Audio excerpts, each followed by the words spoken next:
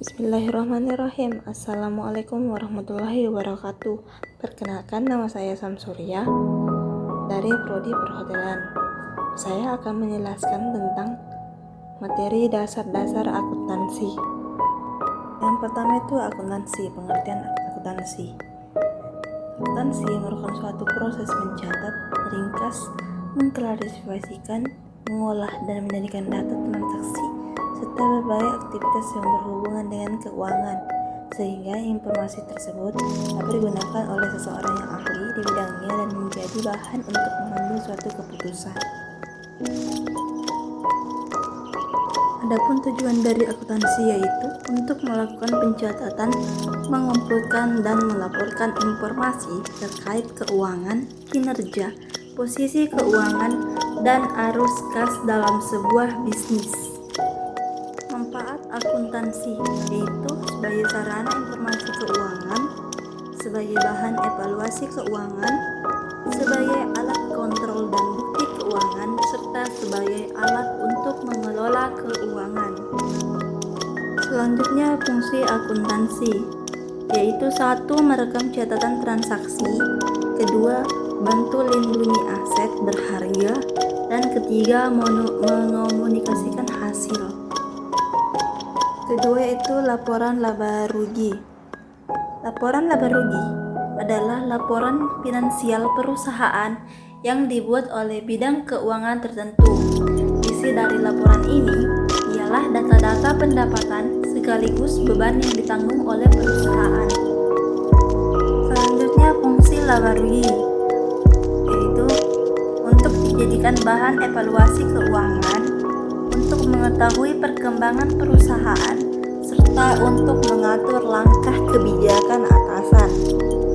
Selanjutnya, jenis laporan laba rugi. Terdapat 2, yaitu laporan laba rugi single step dan laporan laba rugi multi step.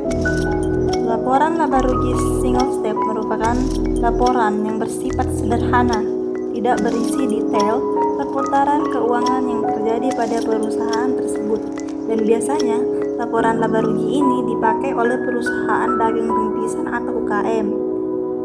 Kemudian yang kedua, laporan laba rugi multi step. Laporan keuangan jenis ini biasanya sudah berdasarkan standar yang digunakan untuk laporan laba rugi perusahaan dagang besar atau perusahaan yang memiliki banyak pemangku kepentingan seperti kreditor dan investor. Ketiga yaitu neraca saldo. Neraca saldo merupakan daftar saldo yang disusun pasca seluruh transaksi diposting ke dalam buku besar. Selanjutnya, jenis neraca saldo. Ada 3, yaitu jenis neraca saldo belum disesuaikan, jenis neraca saldo setelah penyesuaian, dan jenis neraca saldo penutup. Jenis neraca saldo yang pertama itu jenis neraca saldo belum disesuaikan. Jenis neraca saldo yang belum disesuaikan adalah daftar saldo yang disusun pasca seluruh transaksi diposting ke dalam buku besar. Cara dalam membuat neraca saldo yang belum disesuaikan adalah dengan memposting transaksi pada buku besar setelah seluruh transaksi berhasil diposting pada buku besar. Maka menyiapkan terlebih dahulu daftar saldo yang belum disesuaikan.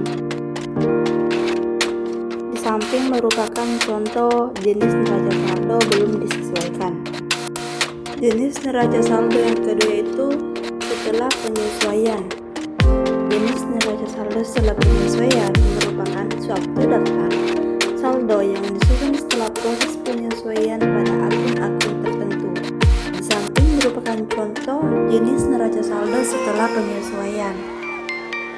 Jenis neraca saldo yang ketiga itu neraca saldo penutup, yang dimana merupakan daftar saldo yang digunakan untuk memastikan bahwa suatu buku besar sudah mempunyai saldo untuk awal periode selanjutnya.